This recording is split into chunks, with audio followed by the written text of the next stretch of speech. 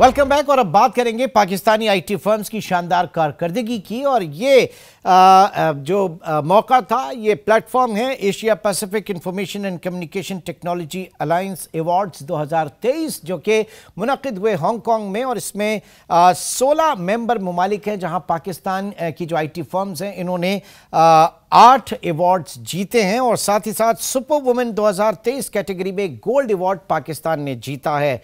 इस इवेंट को लेकर और इस पूरे इंडस्ट्री को लेकर जो इश्यूज हैं, जो चैलेंजेस हैं और जो पोटेंशियल कितना है, इसके ऊपर मैं बात करूंगा। बहुत शुक्रिया मोहम्मद ज़ुहैब साहब। सबसे पहले तो इस इवेंट के हवाले से हमें बताइएगा कुछ। जी अस्सलाम वालेकुम, बहुत बहुत शुक्रिया। ये एपेक्टा अवार्ड्स, जैसा आपने कहा कि 16 ममालिक की जो एसोसिएशन है, जो पाशा हैं 16 ममालिक की अपने अपने मुल्क में, वो अपने लोकल जो अवार्ड्स उनके होते हैं, जैसे पाशा ICT अवार्ड्स हुआ था, इसी तरह 16 IT ममालिक के अंदर ये एसोसिएशन के अवार्ड्स हुए। फिर जो इनके विनर्स होते हैं ये क्वालिफाई कर जाते हैं एपेक्टा ICT अवार्ड में, जो 23 साल से हो रहे हैं। और ये हर साल किसी ना किसी डिफरेंट मुल्क में होते हैं। तो इस साल पाकिस्तान से हमारी 18 IT कंपनीज और स्टार्टअप्स गई थी माशाल्लाह। और उनमें से हम टोटल 8 अवार्ड जीते हैं, जिनमें से 7 मेरिट हैं, 1 गोल्ड है जो सुपर वुमेन ने जीता है। ये बहुत बड़ी एजाज की बात है। और इस दफा उन्होंने पहली दफा व्यूअर्स चॉइस अवार्ड किया है, जो कि ऑनलाइन था, और पाकिस्तान उस पे नंबर 1 पे आया है। वो भी पाकिस्तान की एक फास्ट यूनिवर्सिटी जो है, वो उनका SSGC की एप्लीकेशन थी, उस पे वो जीते हैं। और स्टूडेंट कैटेगरी में नस्ट ने और फास्ट ने ये एजाज हासिल किया है। तो ये बहुत बड़ी अचीवमेंट है। ये अचीवमेंट, इसमें कोई शक नहीं। बहुत आम पाकिस्तानियों को क्यों नहीं पता इसके बारे में? इतना सब कुछ हुआ और क्या मीडिया ने इसे प्रमोट नहीं किया, प्रोजेक्ट नहीं किया, या कहाँ मसला रहा?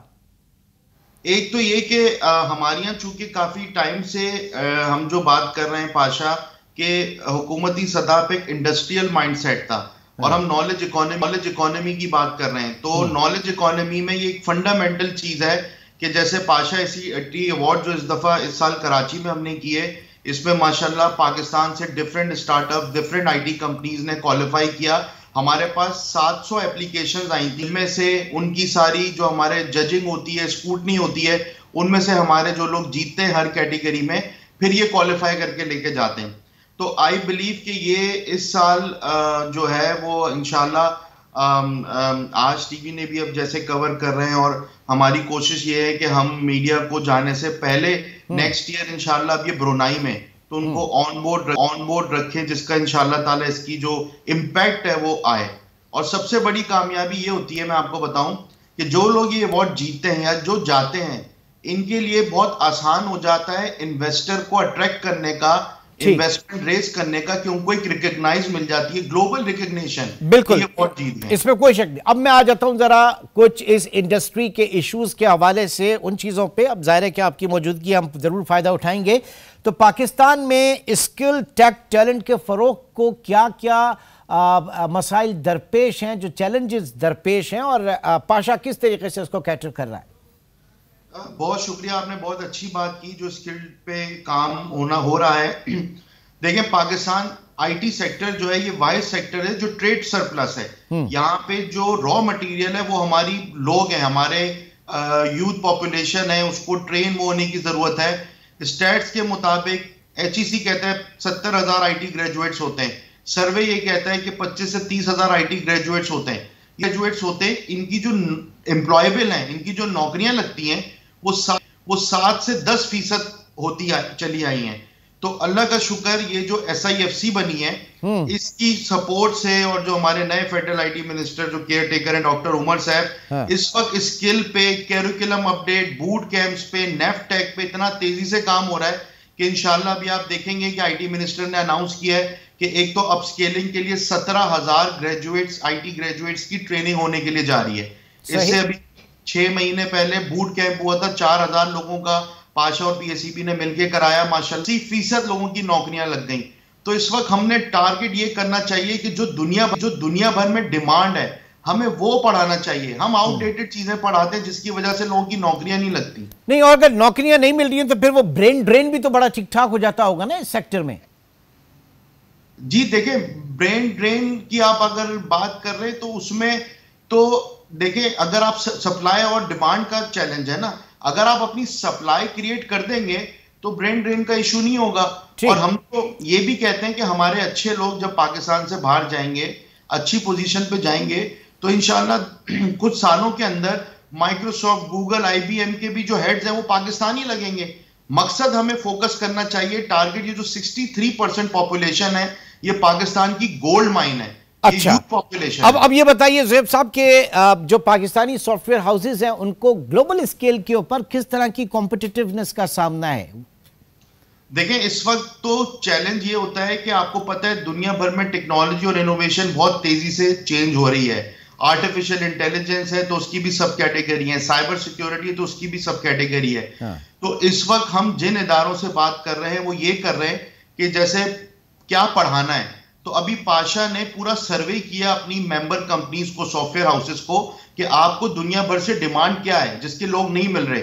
उस सर्वे की बेसिस पे मिनिस्ट्री ऑफ आईटी, एचईसी के साथ बैठ के वो कोर्सेस अब पढ़ाने जा रही है जो अगले 2-3 साल में दुनिया भर में उसकी रिक्वायरमेंट है। तो इंशाल्लाह ये जैसे जैसे चीज बढ़ेगी, हर इदारा, प्राइवेट हो, गवर्नमेंट हो, सेमी गवर्नमेंट हो, ये चीज पढ़ाना शुरू करेगा, इसकी सर्टिफिकेशन होगी, तो इंशाल्लाह हमारा ये गोल्ड माइन कन्वर्ट होगा डॉलर्स में, जो कि डॉलर इकोनॉमी है पूरी हमारी आईटी की। ओके, तो अभी तक जो गवर्नमेंट कोलैबोरेशन है, आप समझ रहे हैं कि एक सेटिस्फैक्टरी लेवल पे, चाहे वो रेगुलेटरी इन्वायरमेंट के हवाले से हो या वो फिर आपके बिजनेस इन्वायरमेंट के हवाले से हो, इस चीज में बहुत तेजी से फर्क आया है। खासतौर पे इन 4 महीने में जो सर काम हुआ है, ये मैं समझता हूं कि पिछले काफी सालों में काम जो हुआ है बहुत स्लो था। एसआईएफसी में इसका बहुत बड़ा रोल है। एसआईएफसी की मीटिंग्स में एचईसी, स्किल्स पे, ब्रांड पे, पॉलिसी पे, स्टेट बैंक, एफबीआर, जितने इश्यूज है उस पे रेगुलर अपडेट हो रही है, विद डेडलाइन अपडेट हो रही है। और इंशाल्लाह आप देखेंगे कि जनवरी के पहले हफ्ते में कुछ आईटी स्किल्स के हवाले से इंशाल्लाह अनाउंसमेंट होने जा रही हैं, जिसमें ट्रेनिंग्स हैं, सर्टिफिकेशंस हैं, सारी लोग इस वक्त इस पे इन्वॉल्व है, पॉलिसी साइड पे भी। ठीक है, अच्छा आगे बढ़ते हैं और ये बताइए, पाकिस्तानी जो सॉफ्टवेयर कंपनीज हैं, तो इमर्जिंग टेक्नोलॉजी ट्रेंड्स के हवाले से, उनके एडेप्टेशन के हवाले से कितना जरूरी है और क्या उनकी परफॉर्मेंस है? देखिए, बड़ी तेजी से पाकिस्तान में हमारी जो आर्टिफिशियल इंटेलिजेंस पे काम हो रहा है, क्योंकि फ्यूचर जो है वो जेन एआई है। जेन एआई पे स्किल पे पाकिस्तान में सेंटर ऑफ एक्सीलेंस भी है। तो आईटी कंपनीज अपने तौर पे आर&डी तो कर रही हैं और यही कोर्सेज हमने अभी नए आने वाले वक्तों में जो कोर्सेज हैं उसमें डाले हैं। तो आई बिलीव कि जो जितने बड़े ब्रांड्स हैं जिनकी दुनिया भर में डिमांड है, चाहे वो माइक्रोसॉफ्ट है, एसएपी है, सेल्स फोर्स है, इस पे पाकिस्तान पे प्राइवेट सतह पे ट्रेनिंग शुरू हो गई हैं। और आप देखें कि जब ये ट्रेन होंगे, लोग रेडी होंगे, तो इनकी जॉब्स इस वक्त ग्लोबल मार्केट के अंदर तैयार हैं। यहाँ पे आईटी कंपनीज को बिजनेस मिलेगा इंशाल्लाह। ठीक, and what about the data protection, जो इंतहाई अहम जुज है इस वक्त सॉफ्टवेयर हाउसेस के लिए, पाकिस्तान में किस लेवल के ऊपर है? देखिए, डेटा प्रोटेक्शन पे इस वक्त बहुत तेजी से काम हुआ है, उसके रूल्स पे, उसकी रेगुलेशन पे, और आई बिलीव जो इदारे उसके अंदर पाकिस्तान में हमारे इन्वॉल्व हैं, मिनिस्ट्री ऑफ आईटी इसको लीड कर रहा है। ये बहुत जरूरी है क्योंकि पाकिस्तान में अगर हमने यूरोपियन मार्केट में कोई कॉल सेंटर या बैक ऑफिस का काम करना है तो वहां पे जीडीपीआर रूल्स अप्लाई होते हैं। तो हमारे पास भी पाकिस्तान में भी ये लॉ, ये रूल होते हैं, तो हमारे पास काम मिलने के बहुत ज्यादा गुंजाइश मिलेगी, क्योंकि उनको भी ये पता होगा कि पाकिस्तान में उन कस्टमर्स का डेटा जो यहाँ पे बैक ऑफिस में काम हो रहा है, यहाँ पे भी एक लॉ के मुताबिक रिस्ट्रिक्शंस हैं, उसकी पकड़ है, उसके रूल्स एंड रेगुलेशन है। ठीक, जरा नम हो ये मट्टी तो बहुत जरखेज है साखी। बहुत शुक्रिया मोहम्मद ज़ुहैब खान, चिमन पाशा हमारे साथ मौजूद थे।